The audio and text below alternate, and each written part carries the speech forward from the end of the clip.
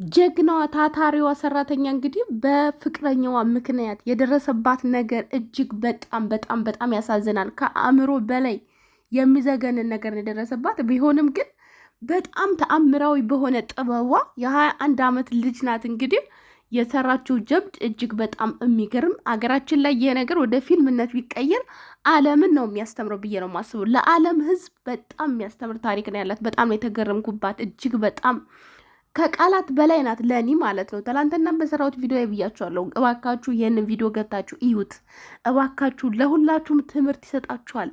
ምን ያህል ጀግናና ብቁ ሴት እንደሆነች ነው ያየሁት ማለት ነው። እንደዚህ ይህንን ሁሉ ህመም ይዛ፣ ይህንን ሁሉ ስቃይ ይዛ፣ ይህን ሁሉ መከራ ይዛ እንኳ እጅ አልሰጠችም ማለት ነው። ጎዳና ላይ እስከ መውጣት ድረስ ፍትህን ፍለጋ ሀገራችን ላይ ፍትህ እንግዲህ ምን ያህል እንደራቀች ሀገራችን ከፍትህ እንደተለያየች ታውቃላችሁ። ፍትህን ፍለጋ ግን እሷ ጎዳና ላይ የወጣች ነች። በሽተኛ ሆዷ የተቀደደ ሴት ነች፣ ግን ፍትህን ፍለጋ ጎዳና ላይ ያደረች ያለምንም ነገር ማለት ነው። እና በጣም ነው የምታሳዝነው። አገራችን ላይ እየተካሄደ ያለው ነገር በጣም ከባድ ነው። በአሁን ሰዓት እንግዲህ በደል የደረሰባት እሷ ነች። ስቃይ የደረሰባት እሷ ነች። ከስራዋ የወደቀችው እሷ ነች። በሽተኛ የሆነችው እሷ ነች። ስቃይን ሁሉ ያጣጣመችው እሷ ሆና ሳለ አሁን እየደረሰባት ያለው ነገር ደግሞ እጅግ በጣም ነው የሚያሳዝነው። ሁሉም ሰው በአንድ ቆሞ ፍትህ ሊጠይቅ ይገባል። እህታችን ፍትህ። ምክንያቱም ይሄ ልጅ አሁንም ቢሆን ቤተሰቦቹም እሷም እየፎከሩባት ነው ያሉት። ጓደኞቹም እሱን ታሳሰርሽው አንቺ በነፃነት አትኖሪም፣ ቤተሰቦችሽ አይኖሩም እያሏት እያሳቀቋት ነው ያሉት። ተበዳይ እየሸሸ የሚኖርበት ተበዳይ እየተሳቀቀ የሚኖረው ቆይ እስከ መቼ ድረስ ነው? ሀገራችን ላይ እስከ መቼ ነው ሰው ተበድረው ስቃይ ደርሶበት ቤቱን ዘግቶ እያለቀሰ የሚኖረው? መቼ ነው ትክክለኛ ፍትህ የሚገኘው ሀገራችን ላይ? አሁንም ቢሆን መንግስት ለዚች ልጅ ጥበቃ እንዲያደርግላት ሁላችንም ልንጮህ ይገባል። በአንድ ላይ ልንቆም ይገባል። በእውነት ከዚህ በኋላ እንኳን ያለው ቀሪ ዘመኗ የደስታ መሆን አለበት። ያሳለፈችው ጊዜ በጣም ከባድ ነው። ይሄንን ሁሉ መስዋዕትነት እንደዚህ የተጫወተባትን ሰውዬ ለህግ ለማቅረብ የሷ ስራ አልነበረም። ነገር ግን ዝም ብትል ጠፍቶ ነው የሚቀረው። ምንም ዋጋ የላትም። ስለዚህ የከፈለችውን ዋጋ ከፍላ አስይዘዋለች። አሁንም ቢሆን ግን ይፈታል እያለች በጣም ተጨንቃን ያለችው ደግሞ የሚያስጨንቃል የሀገራችን ሁኔታ። ሰው ይሄን ሁሉ ቁስል እያለ ይሄን ሁሉ ነገር እያዩ እንኳ የዋስትና መብት ይፈቀድለታል ተብሎ በዋስ የተለቀቀ ሰው ነው። በ30,000 ብር ዋስ ማለት ነው። እና ሁላችሁም እባካችሁ ሰው የሆናችሁ በሙሉ ነገ በእኛ ቤት ምን እንደሚመጣ አናውቅምና ፍትህ ልንጠይቅ ይገባል። እሱም እስሩን ቅጣቱን በሚገባ እንዲቀበል፣ እሷም ደግሞ በነፃነት ከዚህ በኋላ ሀገሯ ላይ እንድትኖር፣ እንደዚሁም ደግሞ መንግስት ጥበቃ እንዲያደርግላት። በእውነት ጋርድ ያስፈልጋታል። ለዚች ልጅ ጋርድ ያስፈልጋታል፣ ጥበቃ ያስፈልጋታል። አርቲስቶች ደግሞ የዚች ልጅ ታሪክ ፊልም አድርገው ቢመጡ በጣም ደስ ይለኛል። ይሄ ታሪክ ፊልም ካልተሰራበት ሀገራችን ላይ እውነት አርቲስት የሚባል የጥበብ ሰው የለም ማለት ነው። ይሄ ታሪክ ፊልም ካልተሰራበት አገራችን ላይ የእውነት የጥበብ ሰዎች የሉም ብዬ ነው እንደኔ የማስበው ማለት ነው። ያበደ ዓለምን የሚያስተምር ፊልም ነው የእሷ ህይወት ማለት ነው። በጣም በጣም ጀግነቷ በእውነት የእሷ ህይወት እንጃላ ቃላት ነው ያጣሁላት በአጭሩ ማለት ነው። የ20 ዓመት ልጅ የሁሉ ብልጠት የሁሉ ብልሃት እኔ በእውነት በጣም በቃ ፈዝዤ ደንዝዤ ነው ያዳመጥኩት የእሷን ታሪክ። ለመጀመሪያ ጊዜ ዩቲዩብ ላይ ብዙ ታሪኮችን ሰምቻለሁ። እንደዚች ልጅ ታሪክ ግን ከክፍል 1 እስከ ክፍል 2 በጉጉት የሰማሁት ታሪክ የለም። እጅግ በጣም ለማዳመጥ ራሱ ይከብዳል። እሷ ያደረገችው ነገር የሆነ ፊልም ነው የሚመስለው ራሱ ያወራችው ማለት ነው።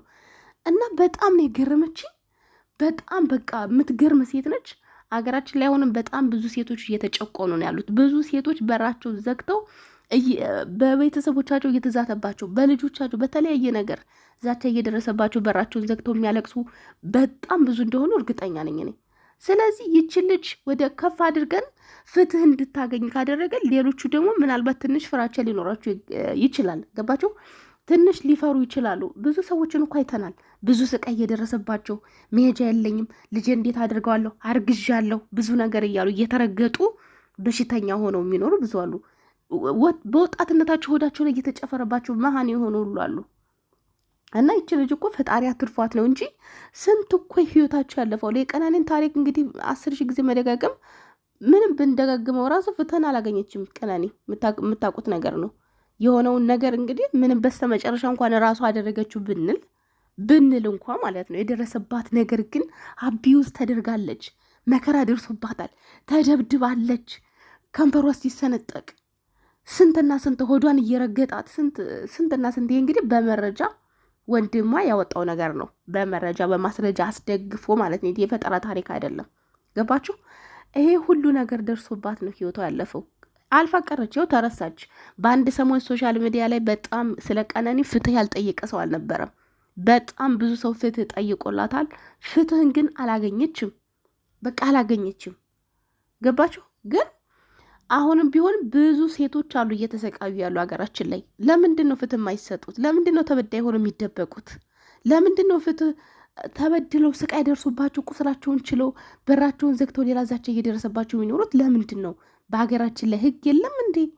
በእውነት ህግ እያለ ለምንድን ነው እንደዚህ በነፃነት ወንጀለኛ ሰው የሚኖረው? እስከ መቼ ድረስ ነው የኛ ህይወት እንደዚህ የሚቀጥለው? በጣም ነው የሚያሳዝነው። ስለዚህ ሁላችንም በአንድ ቆመን ፍትህ ልንጠይቅ ይገባል። ቅጣቱን መቀበል አለበት። ሌላም ቤተሰቦቹ ዛቻ የሚያደርሱባት ከሆነ ስልክ ቁጥራችሁ ከቴሌ በቀላሉ ይገኛል። የተወራው ወሬው ሳይቀር ቴሌ ላይ ያለና መንግስት ተከታትሎ እነዚህን ሰዎች በቁጥጥር ስር መዋል ያለባቸውን ሰዎች ቢያውላቸው። ምክንያቱም በጣም ብዙ ድሃዎች ተበድለው ተደፍረው ልጆቻቸውን አጥተው በራቸውን ዘግተው ነው የሚኖሩት። በጣም ብዙ። ይሄ ነገር መቆም አለበት። እንዲቆም ደግሞ ሁሉም ሰው በአንድ መቆም አለበት። በአንድ ካልቆመን እኔ ቤት አልመጣም ምንም ማለት አይደለም። በሰው ወይኔ ስታሳዝን እንደዚህ ነው ብለን ካለፍን ግን ነገ ደግሞ እኛ ቤት አለማምጣቱ ምንድን ነው ማረጋገጫችን? ምንም ማረጋገጫ የለንም። ስለዚህ ሁላችንም በአንድ ሆነን ፍትህ መጠየቅ አለብን። ለፍትህ መቆም አለብን። ይቺ ልጅ በነፃነት መኖር አለባት ከዚህ በኋላ እንኳን ማለት ነው። ለምንድን ነው የምትሳቀቀው ሀገሯ ላይ? ቆይ ዜጋ አይደለች እንዲሷስ? ለምንድን ነው ይሄ ሁሉ በደል ደርሶባት ደግሞ ተጨማሪ ሌላ ነገር ማንስ ቢሆን ለምንድን ነው የሚይዝባት ህግ ባለበት ሀገር ላይ? ስለዚህ ሁላችንም በአንድ መቆም አለብን። ሀገራችን ላይ በጣም ብዙ እየተጨቆኑ ግን ድፍረት አጥተው መውጣት አቅቷቸው የሚያለቅሱ በጣም ብዙ ናቸው። በጣም ብዙ። ባለፈው አንድ እህታችን ምንድን ነው ያለችው? ባሏ በጣም በተደጋጋሚ ጥቃት ሲያደርስባት፣ ሲያንገላታት፣ ሲያሰቃያት ፖሊስ ጣቢያ ሄዳ የሆነ ነገር ቢሆን እንኳን ጥቆም ያደረኩት ባለቤቴን ነው ስላቸው ምንሽ ነው ብለው ጠየቁኝ። ባለቤቴ ነው አልኳቸው። ተያይተው ሳቁብኝ ነው ያለችው። ተያይተው ሳቁብኝ። ወደ ቤት ገባሁኝ። ቤት ከገባሁ በኋላ ባለቤቴ ሽጉጥ ይዞ እያስፈራራኝ ይሄንን ሽንቴን ካልጠጣሽው በዚህ በሽጉጥ ነው። እዚህ ጋር ራሱ ለማውራት እንትኑን በጣም ይከብዳል። ይሄ መረጃ እንግዲህ በጉርሻ ላይ ራሱ ተለቋል። በጣም ብዙ ሰዎች ተቀባብለውታል። ካልጠጣሹ ብሎ እንደዚህ ይዞባት እንግዲህ ሽንቱን ያስጠጣት። በስተመጨረሻው እስከ መለያየት አሁን ተለያይተውን በሰላም እየኖርኩ ነው። እንደዚህ አይነት ስቃይ ውስጥ ያላችሁ ሰዎች ውጡ። በቃ ትዳር የተከበረ ነገር ነው። ግን ፈጣሪ ደግሞ ከትዳሩ ማስቀድሙኛን ይወደናል ብላ የተናገረችው ልጅቱ። በጣም ብዙ ሰዎች ናቸው ስቃይ የሚደርስባቸው በፍቅረኞቻቸው በተለያዩ ነገሮች እና ለማንኛውም ምንላችሁ ነው ይሄ ሁሉ ነገር ግን ፍትህ ቢገኝ ኖሩ ትክክለኛ ፍትህ ቢሰጥ ማን የሚጫወተው በማን? ሁሉም ፈሪ ሆኖ ይኖራል ለራሱ ሲል። ግን አሁን ላይ ፍትህ ስለሌለ ሁሉም ሰው እንደፈለገ እየተራገጠ ይኖራልና እባካችሁ ለዚች ጀግና ሴት ፍትህ ልንጠይቅ ይገባል። በቃ የሚፈለገው ነገር መንግስት ጥበቃ ሊያደርግላት ይገባል። ወደፊት በቃ ፊልም መሰራት አለበት በዚች ልጅ። በቃ አርቲስቶች፣ የሚመለከታቸው አካላት ይህን ታሪክ ፊልም ካላደረጋችሁት በእውነት ሀገራችን ላይ አርቲስት የለም፣ የጥበብ ሰው የለም ብዬ ተስፋ ቆርጥባችኋለሁ እኔ ስለ እውነትና አንቺ ደግሞ በጣም ጀግና ሴት ነሽ። ለአንቺ ቃላት የለኝም። ጥበብሽ፣ ማስተዋልሽ፣ ያደረግሽው እያንዳንዱ ነገር ከቃል በላይ ነው የሆንሽብኝ። እግዚአብሔር ቀሪው ዘመንሽን እሱ ይባርክልሽ። ቅዱስ ገብርኤል አሁንም ቢሆን መጨረሻሽን ያሳምረው ነው የምለው። በያላችሁበት በድጋሚ እስከምንገናኝ ሰላማችሁ ይብዛችሁ።